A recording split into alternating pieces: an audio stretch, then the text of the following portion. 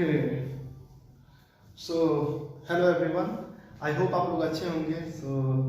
ये क्लास 9 का वीडियो है जिसमें हम लोग पढ़ चुके हैं इंट्रोडक्शन ऑफ 1.1। अब देखिए इसमें हम लोग क्या पढ़ने वाले हैं, इसमें एक्सरसाइज जो है उसका हम लोग सोल्यूशन पढ़ने वाला है, कैसे किसी क्वेश्चन को सॉल्व किया जाए, क्या लॉजिकल हमारा अप्रोच होना चाहिए क्वेश्चन के प्रति। ठीक है, तो ये hint and solution for exercise 1.1 है। तो फर्स्ट क्वेश्चन क्या है सुनिएगा, जब भी क्लास अटेंड कीजिएगा एक्सरसाइज का उस टाइम एनसीईआरटी का बुक लेकर बैठिएगा। ओके, चलिए तो फर्स्ट क्वेश्चन है, is zero a rational number? क्या जीरो एक रैशनल नंबर है?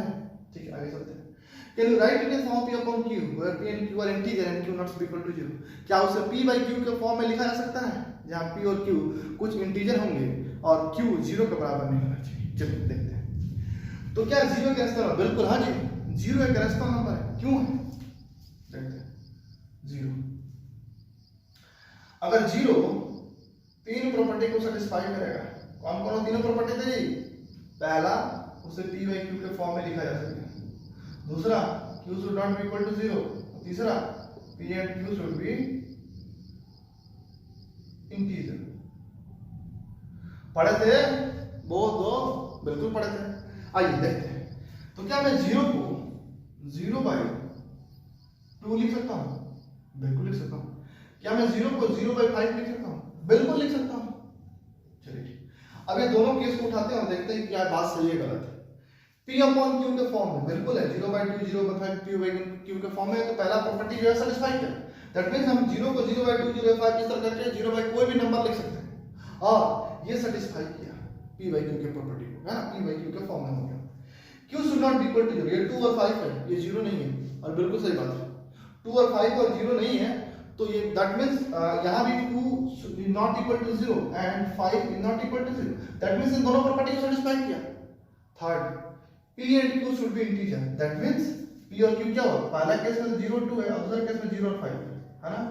that means 0 और 2 इंटीजर होने चाहिए, 0 5 इंटीजर होने चाहिए। बिल्कुल चेक करते हैं। 0 को 0/1 लिख सकते हैं और 2 को 2/1 लिख सकते हैं। मैंने बताया था इंटीजर क्या होता है, जिसका डिनोमिनेटर में 1 होना चाहिए वही इंटीजर है ना। that means ये भी इंटीजर और ये भी इंटीजर। वैसे ही यहाँ पे 0/1 और 5/1 लिखा जा सकता है, तो ये भी दोनों इंटीजर है। that means 2 और 0 और 2 इंटीजर है और 0 5 भी इंटीजर है। That means p and q दोनों केस में इंटीजर है। दैट मींस तीनों टिक टिक टिक तीनों प्रॉपर्टी को सेटिस्फाई किया। That means 0 is a rational number. 0 क्या है? रैशनल नंबर है। ठीक है, पहले यहां तक नोट डाउन कीजिए।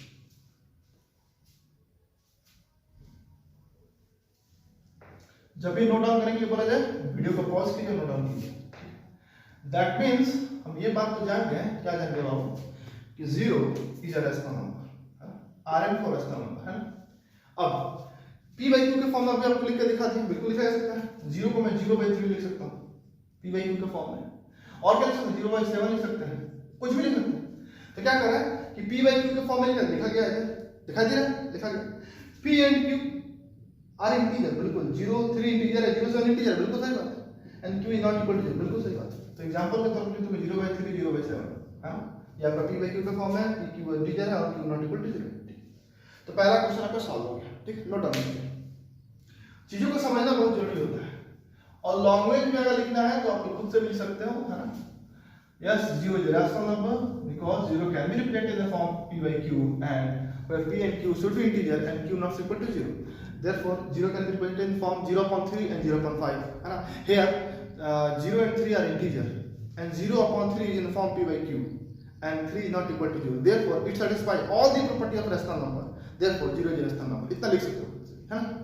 चलो वही चीज समझाए हैं, वही चीज को आपको इंग्लिश में लिख देना है, और अभी बोल भी दी इंग्लिश में। ठीक है, चलिए किसी को इंग्लिश में लिखना है तो वीडियो को पीछे कीजिएगा और नोट डाउन कीजिएगा जो मैंने बोला है। ठीक है, चलिए नेक्स्ट क्वेश्चन क्या है, find 6 rational number between 3 and 4। Find 6 rational number between 3 and 4। क्या बताए थे, क्या बताए थे, याद होना चाहिए। मैंने क्या बोला था कि जितना भी निकालना है उसमें एक जोड़ेंगे। पहले क्या बोला था कि जो भी नंबर है उसको p by q के फॉर्म में लिखेंगे। दैट मींस 3 and 4 जो है उसको 3/1 और 4/1 लिखा जा सकता है। क्या बोले थे कि जितना भी हो, जितना भी निकालना हो उसमें एक जोड़ेंगे। तो 6 में अगर एक जोड़ेंगे तो कितना हो जाएगा? 7। और क्या बोले थे, 7 से मल्टीप्लाई दोनों के न्यूमरेटर और डिनोमिनेटर में कर देंगे। कर दिए, 7 3 जा 21 और ये 7 ये 28 और ये 7। फिर मैंने क्या बोला था, कितना निकालना है, 6, तो 6 बनाएंगे, 1 2 3 4 5 और 6। हर केस में डिनोमिनेटर सेम होना चाहिए, तो यहाँ भी 7, यहाँ भी 7, तो यहाँ सेम है, तो सेम लिखेंगे। मतलब पहला और अंतिम जो केस था दोनों में डिनोमिनेटर सेम होना चाहिए, तो डिनोमिनेटर सेम है, 7 7 है, तो बाकी सब में भी सेम लिख दो। और न्यूमरेटर क्या करेंगे, एक एक बढ़ाते जाएंगे, तो 21 के बाद 22 23 24 25 26 और 27। हाँ, तो ये जो आपका निकल के आया, ये क्या है, ये 6 रैशनल नंबर है बिटवीन 3 and 4। हाँ, चलिए नोट डाउन कीजिए, फिर आपको समझाते हैं कैसे लिखना है। नोट डाउन कीजिए।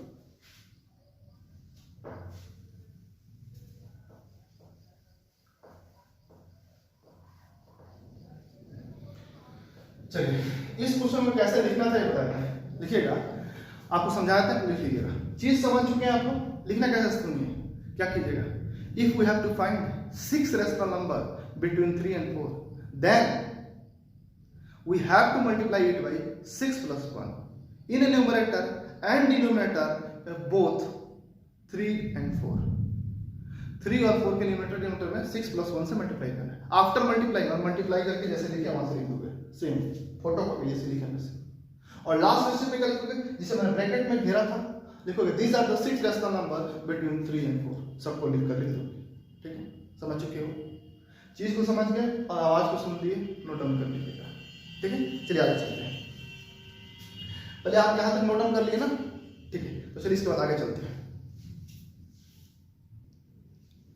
ठीक है, तो देखिए क्वेश्चन नंबर 3 क्या कहता है, find 5 rational number between 3/5 and 4/5।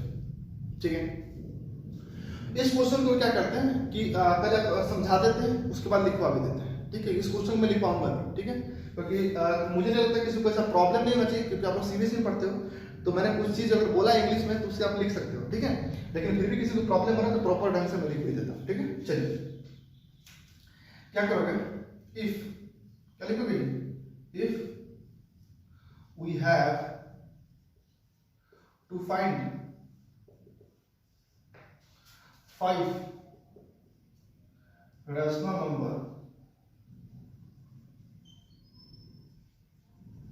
numbers between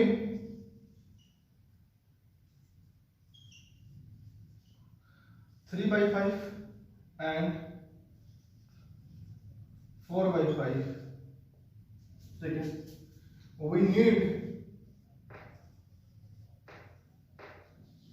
to multiply numerator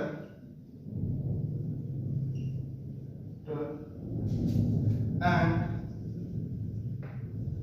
denominator of 3/5 and 4/5 by 5 plus 1 is equal to 6। We need to multiply numerator and denominator of 3/5 and 4/5 by 5 plus 1, इसको bracket में लिखोगे,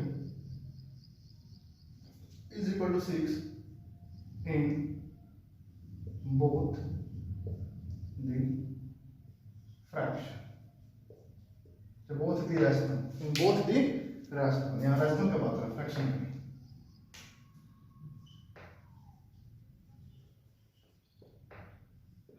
ठीक है, चलिए ध्यान से देखिएगा, या पूरा लिख सकते हैं रैशनल नंबर। चलिए ध्यान से देखिए, अब क्या करेंगे, 6 का मल्टीप्लाई करेंगे, तो 3/5 into 6 into 6 एंड यहाँ लिखोगे 4/5 into 6 into 6। अब क्या करोगे, 3/5 और 3 into 6 और 5 into 6 कितना हो जाएगा, 18/30, और यहाँ कितना होगा, 24/30। डिनोमिनेटर शुड बी सेम, बिल्कुल है। अब क्या करोगे, यहाँ लिखोगे नाउ लिखकर लिखोगे 1 2 3 4 5 6 निकाला था जी, 5 ही निकाला था, 1 2 3 4 5। 1 2 3 4 5, हाँ लिखते हैं। आपको क्या करना है बाबू, डिनोमिनेटर सामने सेम लिखना है, यहाँ और यहाँ लिखना है, सेम है तब सेम लिखना है, सेम नहीं है तो पहले सेम करेंगे। और सेम कैसे करेंगे, ये आपका इंट्रोडक्शन में क्वेश्चन लिए थे अपने मन से, जिसमें आपको प्रूव करके दिखाए थे और प्रोसेस समझाए थे कि कैसे सेम करेंगे। और पर उस लेवल का क्वेश्चन आपके एग्जाम में नहीं लेगा, आपको हमेशा ऐसे क्वेश्चन देगा जिसमें डिनोमिनेटर डायरेक्ट ही सेम बने। सेम नहीं होगा तो एलसीएम लेकर फिर उससे मल्टीप्लाई करके सेम करेंगे। इंट्रोडक्शन का वीडियो देखिएगा, वहां आपको समझ में आ जाएगा, ठीक है। तो कीजिए, अब क्या करेंगे, 18 से जोड़ना स्टार्ट करेंगे, क्या होगा 19 20 21 22 23, ठीक है। अब क्या लिखोगे, अब क्या लिखोगे, इन सबको लिखोगे और लिखोगे दिस आर, और आर की जगह पे ये सब लिख दोगे ना, दिस आर, उसके बाद नंबर लिखोगे, जो भी फ्रैक्शन है 6 मार्क किए सबको लिखोगे, are the rationals, this are the rationals between 3/5 and 4/5, है ना। मेरा जगह नहीं है पर मैं ही पे लिखता हूँ आपको समझाने के लिए, ठीक है। दिस आर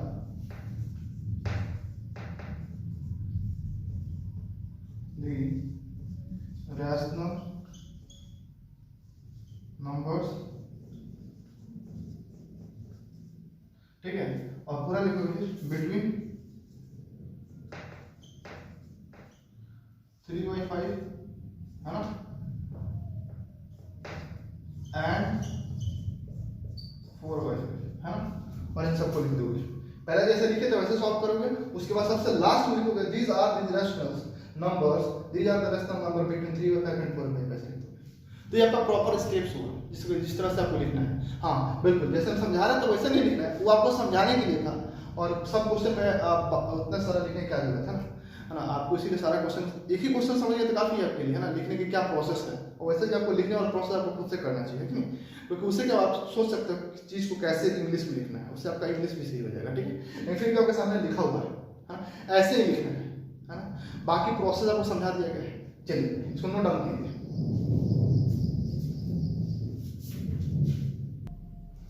ठीक है, तो आपके सामने क्वेश्चन है जो सबसे लास्ट क्वेश्चन है 1.1 का, state whether the following statement is true और false, give reason for your answers. ठीक है, मतलब केवल ट्रू फॉल्स ही नहीं बोल देना है, क्या रीजन है, क्या कारण है, क्यों आपको लगा कि ट्रू है, क्यों लगा कि फॉल्स है। ठीक है, चलिए पहला क्वेश्चन है कि every natural number is whole number, कि जितने भी नेचुरल नंबर होता है सबके सब होल नंबर होता है। बात सही है गलत है, चलिए समझते हैं।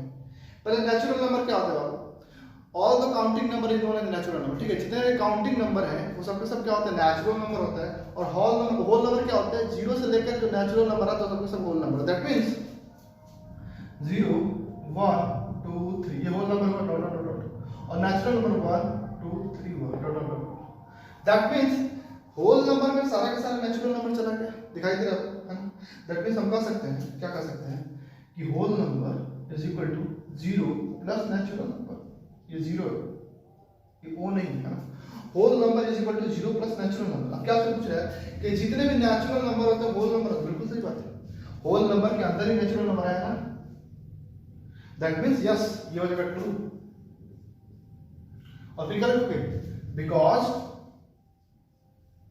एवरी नेचुरल नंबर, या लिख लो पूरा एवरी नेचुरल नंबर, डायरेक्ट लिखोगे, ऐसे मैं लिख देता हूं शॉर्ट में। नेचुरल नंबर ये जो सिंबल होता है बिलोंग्स टू का साइन है, natural number belongs to whole number, है ना।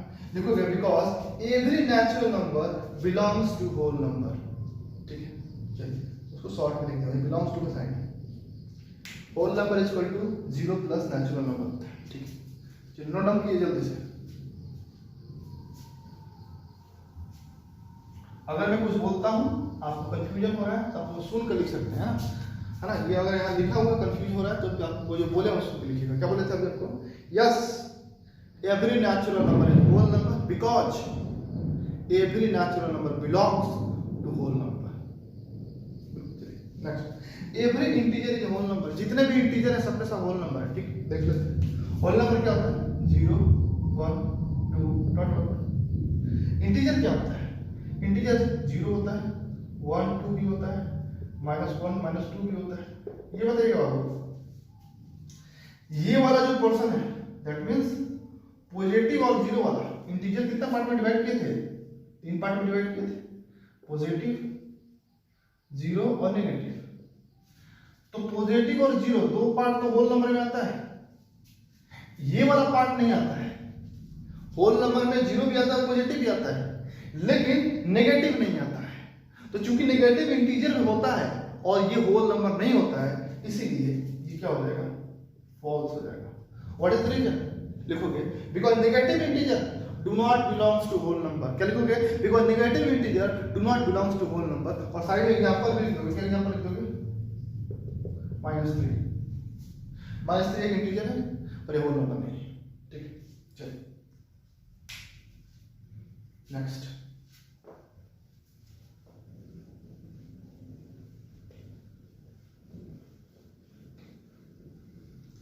Every rational number is whole number. जितना भी रैशनल नंबर सब होल नंबर है। तो पहले होल नंबर लिखते हैं। होल नंबर क्या होता है? 0 1 2 3। रैशनल नंबर, रैशनल नंबर क्या होता है?